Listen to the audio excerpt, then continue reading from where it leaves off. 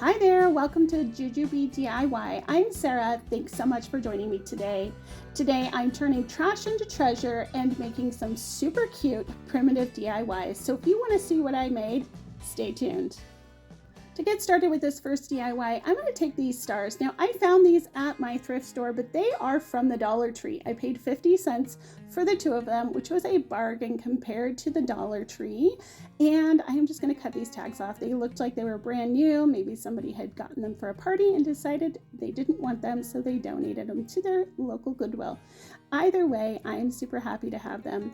I took all that tinsel off, and then I had this nautical jute twine from the Dollar Tree in my stash, and I am just going to start wrapping these stars with this jute twine, and I'm going to go around and do each of the points first. I'm going to do just kind of an easy layer first, and then I'm going to start going in between two of the points. So I'm just going to continue wrapping. Use a little hot glue if you need to just secure it down, and just keep wrapping this until it is completely covered. And this is how my stars looked after everything was covered.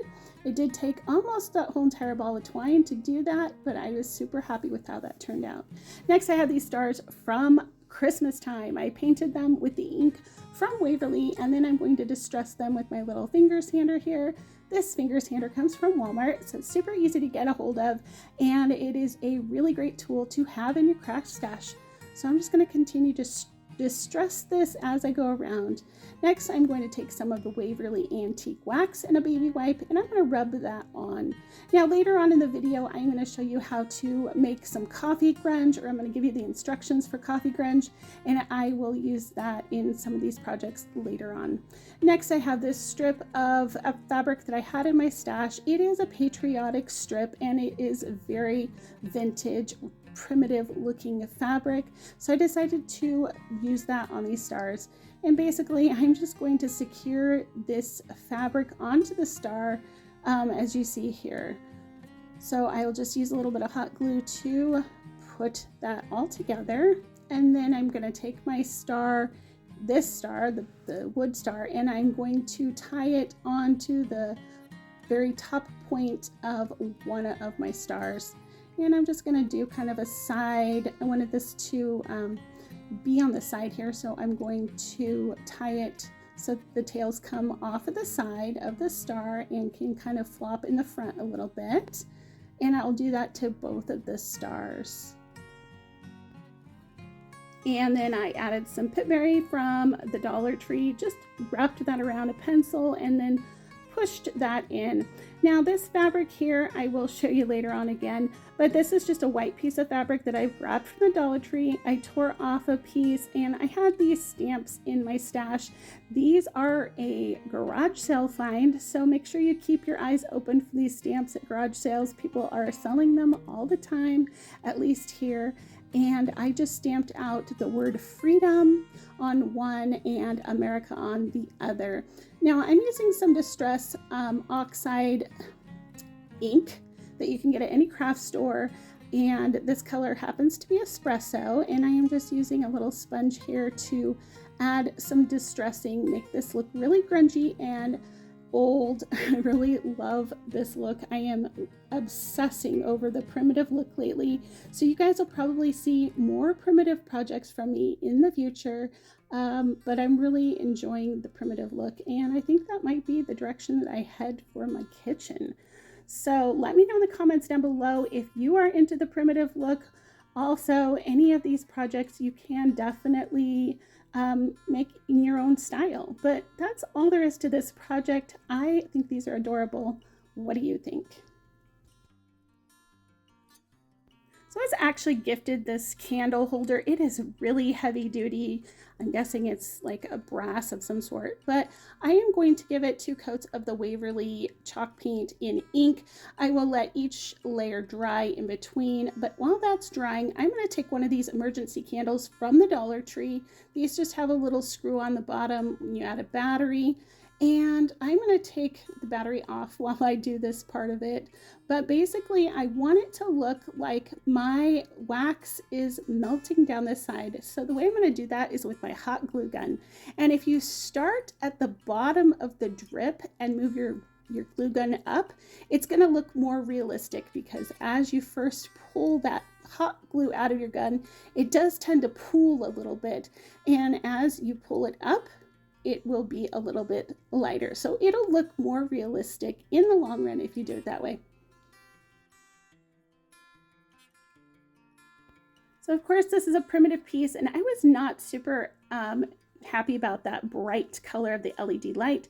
So I'm just using a little bit of Mod Podge and some yellow paint. This is like a dark yellow. I think it's King's Gold from Apple Barrel. Just mix that together, and I'm just going to paint that onto the flame of our candle just to give it that more vintage and rustic look. Now I'm going to take just plain Mod Podge, and I'm going to cover my candle, and then I'm going to take instant coffee, and I'm going to sprinkle that right onto the Mod Podge, and then just kind of pat it down into the Mod Podge. And it is going to basically kind of melt that coffee and really make this look like a grungy, old time, primitive candle. So you can just kind of play around with it until you get a result that you like. While that's all drying, I'm going to work on my candlestick again. Since it is dry, I am going to take some of this adhesive glue. This is like the E6000 super glue that you can get at the Dollar Tree. And I'm going to add a little bit to the rim of my candlestick here. And I have some of this metal ribbon from the Dollar Tree.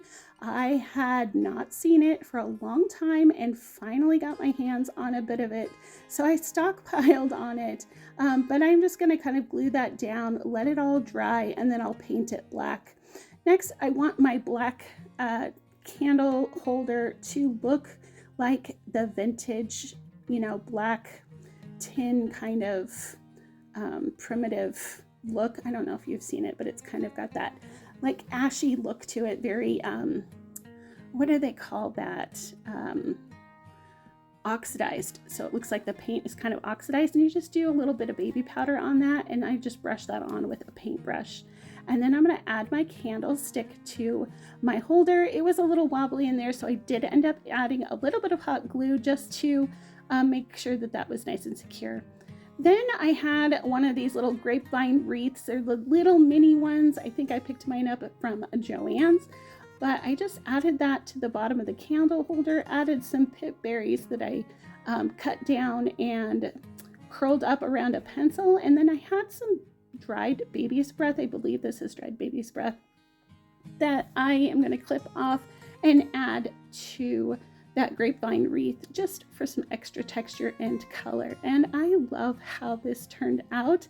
I can see having this out in my kitchen all the time. I am so excited to be joining in the Makeover May $100 gift card giveaway. Brandy from the DIY Struggle put this together and has donated $100 for you because she loves you guys and wants to give back.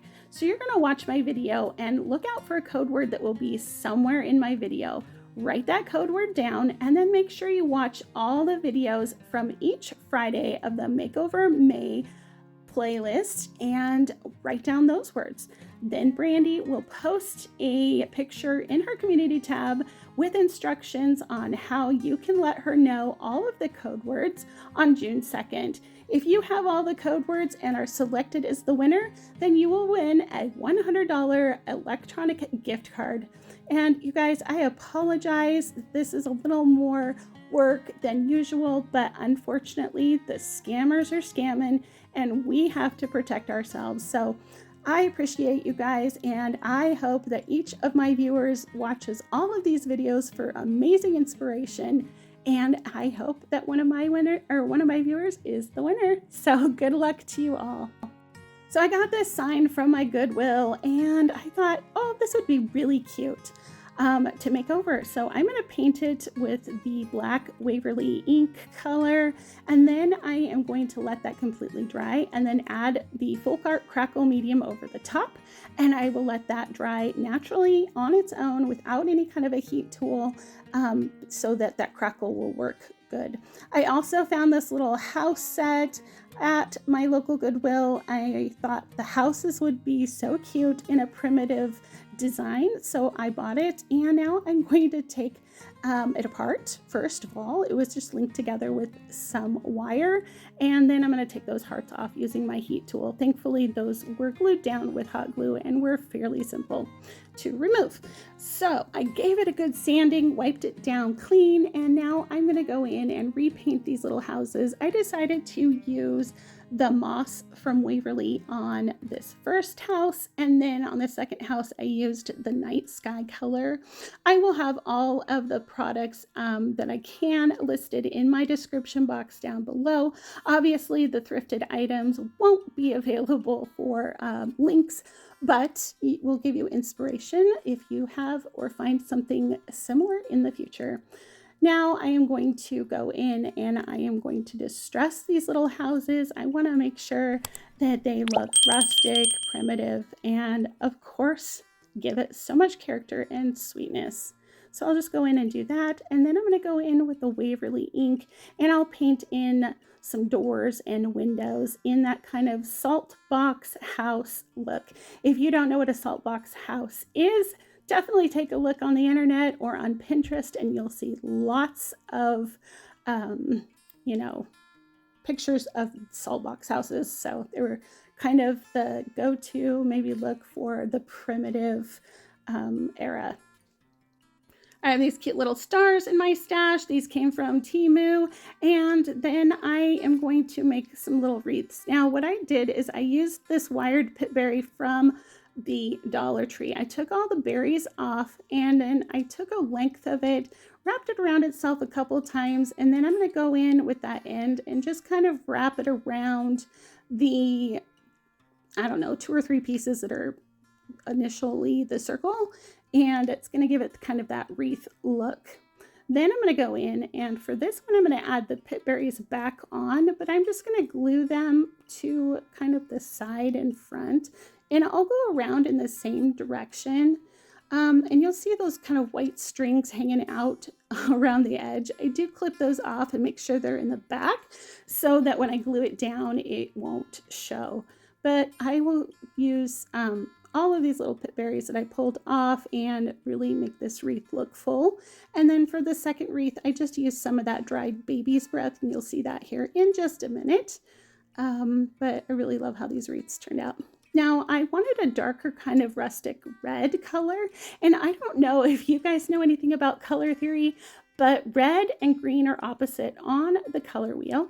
So in order to deepen up a red, you just add a little bit of green, and you'll get a nice rustic red color. And you can just keep adding red and green until you get the color you like, but that's a good way to deepen up or dusk up colors, is just adding its opposite from the color wheel.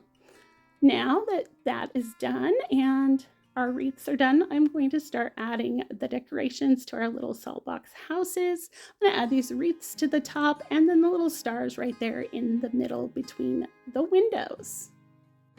Okay, and this is the coffee grunge that I was talking about earlier. It is a cup of hot water, half a cup of instant coffee grounds, 3 tablespoons of cinnamon, and 2 tablespoons of vanilla, and it smells so good, and it gives it this really aged, rustic, and primitive look to it.